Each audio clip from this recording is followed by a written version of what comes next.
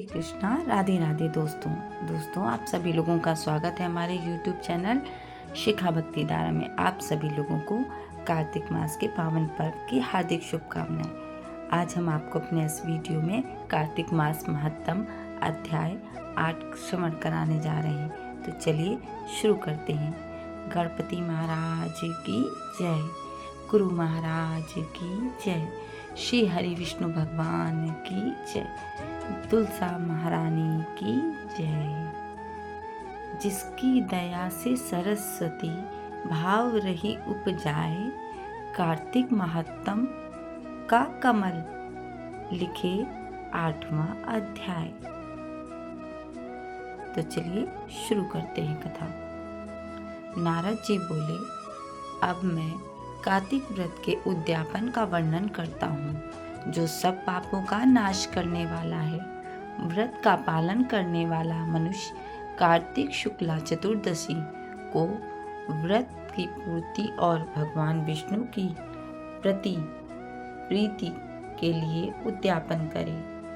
तुलसी के ऊपर एक सुंदर मंडप बनावे, उसे केले के खंभों से संयुक्त करके नाना प्रकार की धातुओं से उसकी विचित्र शोभा बढ़ाए। मंडप के चारों ओर दीपकों की श्रेणी सुंदर ढंग से सजाकर रखे।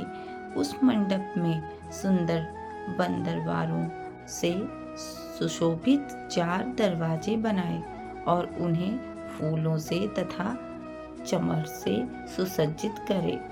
द्वारों पर पृथक पृथक मिट्टी के द्वारपाल बनाकर उनकी पूजा करे।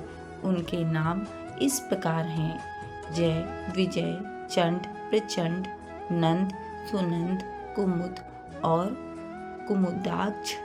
उन्हें चारों दरवाजों पर 2-2 के क्रम से स्थापित कर भक्ति पूर्वक पूजन करे। तुलसी की जड़ के समीप 4 रंगों के से सुशोभित सर्वतोभद्र मंडल बनावे और उसके ऊपर पूर्ण पत्र तथा पंचरत्न से संयुक्त कलश की स्थापना करें। कलश के ऊपर शंख चक्र गदाधारी भगवान श्री हरि विष्णु का पूजन करें।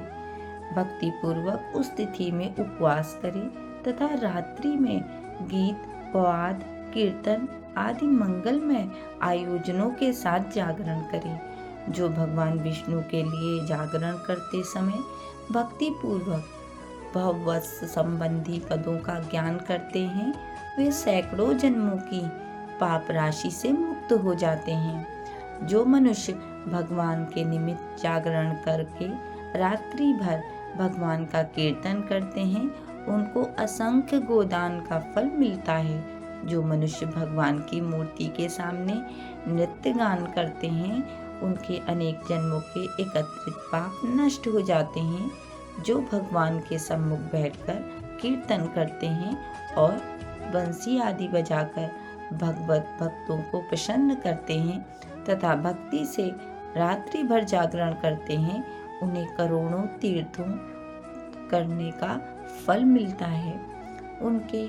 उसके बाद पूर्णमासी में एक सप्तनीक ब्राह्मण को निमंत्रित करें।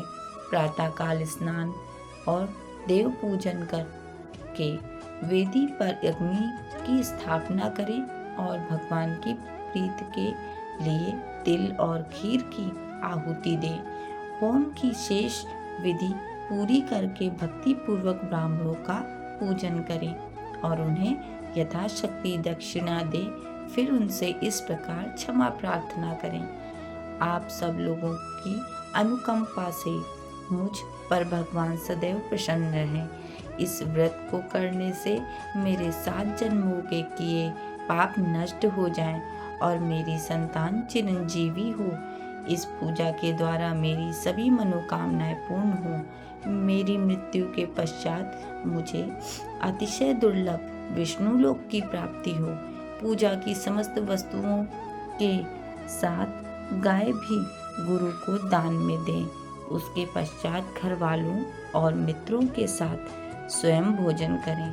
भगवान द्वादशी तिथि को शयन से उठे, त्रयोदशी को देवताओं से मिले और चतुर्दशी को सबने उनका दर्शन एवं पूजन किया।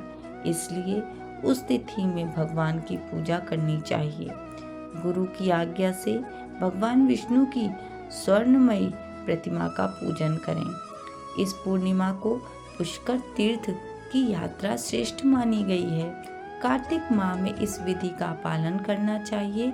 जो इस प्रकार कार्तिक के व्रत का पालन करते हैं वे धन्य और पूजनीय हैं। उन्हें उत्तम फल की प्राप्ति होती है। जो मन भगवान विष्णु की भक्ति में तत्पर हो कार्तिक में व्रत का पालन करते हैं, उनके शरीर में स्थित सभी पाप तत्काल नष्ट हो जाते हैं। जो श्रद्धा पूर्वक कार्तिक के उद्यापन का महात्म सुनता और सुनाता है वो भगवान विष्णु का सायुज्य प्राप्त करता है। इस प्रकार से कथा कहते हुए श्री नारद जी ने राजा को बताया। इस प्रकार से कार्तिक मास महत्तम कथा अध्याय 8 पूर्ण हुई।